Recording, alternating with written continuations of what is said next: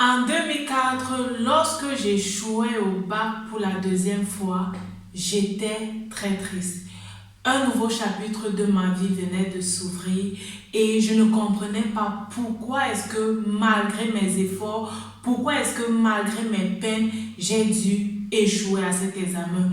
Et je te rappelle que je n'étais pas la plus faible de ma classe. Il y a également des gens qui étaient plus faibles que moi qui ont réussi à cet examen.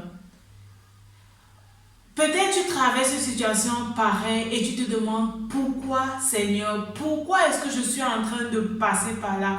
Pourquoi est-ce que je dois passer par là? Pourquoi est-ce que je dois attendre avant d'avoir cet examen, avant d'avoir ce travail, avant d'avoir ce désir comblé que j'aimerais tant que tu combles? Dans la vidéo d'aujourd'hui, je vais partager avec toi deux versets bibliques qui vont t'aider à ne pas te décourager. Tu veux en savoir plus? Alors reste scotché.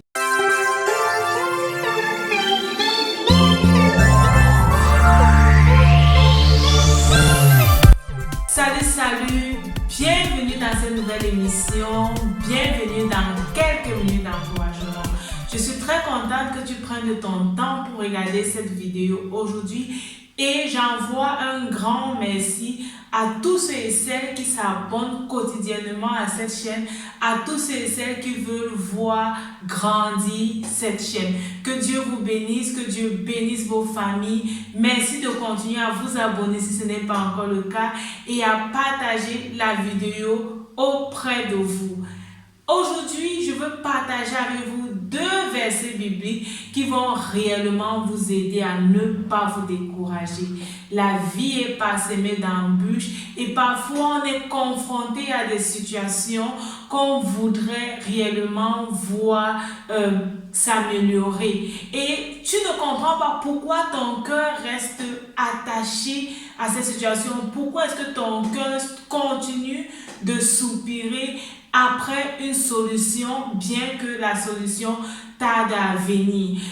Certaines personnes vont rapidement se décourager, d'autres vont persévérer avant de se décourager. Moi, pour mon cas du baccalauréat, j'étais presque obligée, de continuer et d'essayer une autre fois. Parce que pour moi, il n'y avait pas un autre moyen, il n'y avait pas une autre solution. Donc j'ai dû faire face à la tristesse de reprendre la classe ou alors de tripler la classe, ok? J'ai dû faire face à la tristesse, ok, de devoir recommencer une année académique, bien que je me sentais réellement prête pour aller à l'université. Nous sommes à quelques minutes d'encouragement, tu sais. Ici, je me base sur la parole de Dieu pour t'encourager. Je me base sur la parole de Dieu pour te reconforter. Ok? Aujourd'hui, je te donne deux versets. Alors, je te lis rapidement le premier verset. Il se trouve dans Ecclésiaste 1, verset 9. La parole de Dieu dit: ce qui a été, c'est ce qui sera, et ce qui s'est fait, c'est ce qui se fera. Il n'y a rien de nouveau sous le soleil. Tu es confronté à cette difficulté et tu crois que ça commence par toi. Non, ça ne commence pas par toi. Il n'y a rien de nouveau sous le soleil. Les gens avant toi sont passés par cette difficulté. Peut-être si tu es en classe de baccalauréat, tu as compris. Moi aussi, j'ai dû refaire la classe. Peut-être si tu as un problème de travail, il y a des gens autour de toi qui ont été également confrontés à cette difficulté de trouver un travail. Ou alors si tu as un projet que tu es en train de mettre sur pied et le projet n'est finalement pas en train de prendre, ok? Il y a également les gens qui sont passés par là. Il n'y a rien de nouveau sous le soleil. Tu n'es pas le premier à qui ça arrive et tu ne seras pas le dernier à qui ça arrive. Je veux t'encourager. Rappelle-toi toujours que tu n'es pas le premier à qui ça arrive et tu ne seras pas le dernier à qui ça arrive. Qu'est-ce que tu dois alors faire pour rester encouragé, pour garder la tête haute et pour continuer à regarder devant? Inspire-toi des témoignages des gens qui sont passés par ces moments-là. Inspire-toi des témoignages des gens qui ont connu la même difficulté que toi et qui ont eu la solution que tu voudrais avoir. Ok, ne pas voir quelqu'un qui a jeté la clé sur l'opération, il a dit ça ne marche pas. Non, si toi tu voudrais que ça marche, inspire-toi des témoignages des gens qui ont persévéré et qui ont vu le résultat, et ces témoignages vont t'aider réellement à garder la tête haute. Ces témoignages vont réellement t'aider à continuer à aller de l'avant.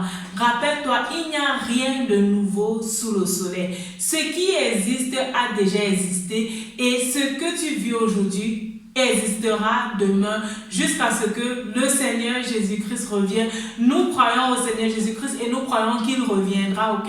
Jusqu'à ce qu'il revienne, la vie sera toujours une succession d'événements qui passent et qui se répètent. Le deuxième verset que je vais te donner aujourd'hui pour t'aider à ne pas te décourager se trouve dans 1 Corinthiens 10 au verset 13. Je le lis pour toi. Aucune tentation ne vous est survenue qui n'a été humaine. Et Dieu, qui est fidèle, ne permettra pas que vous soyez tentés au-delà de vos forces. Mais avec la tentation, il préparera aussi le moyen d'en sortir afin que vous puissiez la supporter. Est-ce que ce n'est pas merveilleux? Est-ce que ce n'est pas fantastique de savoir que nous servons un Dieu fidèle? Notre Dieu est fidèle et il nous aime tellement. Ok, Dieu nous aime, nous sommes ses enfants. Et il ne va pas permettre que nous puissions être tentés au-delà de nos forces. Il ne va pas permettre que tu te retrouves vraiment dans une situation qui va t'épuiser et qui va même te tuer. Non.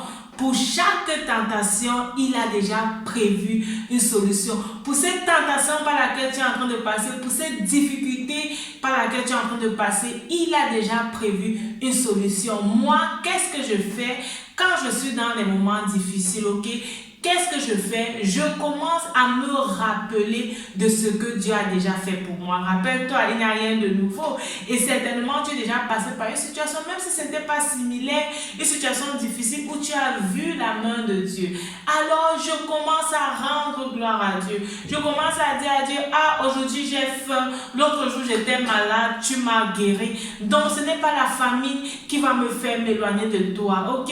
Je commence à dire à Dieu, aujourd'hui je cherche le travail, mais dans le passé, j'étais confrontée à un problème de logement, à un problème d'hébergement, et Dieu a permis que ce problème puisse être résolu. Donc ce n'est pas ce travail qui va te dépasser, ok? Dieu est fidèle et il ne va pas permettre que tu sois tenté au-delà de tes forces, au-delà de tes capacités. C'est ton papa, il t'aime plus que moi et il t'aime plus que tout le monde, ok?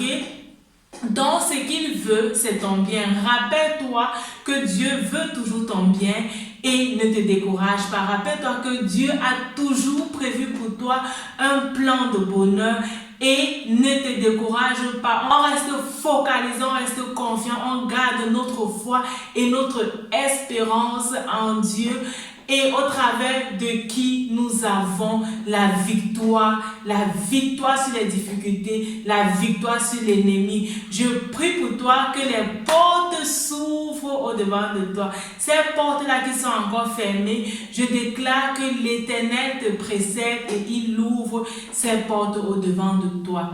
Reste encouragé, reste focalisé et sache que Dieu va t'aider et il va te sortir de cette situation difficile. Rappelle-toi, ta vie c'est un don de Dieu et la façon dont tu la vis c'est un don que tu fais à Dieu.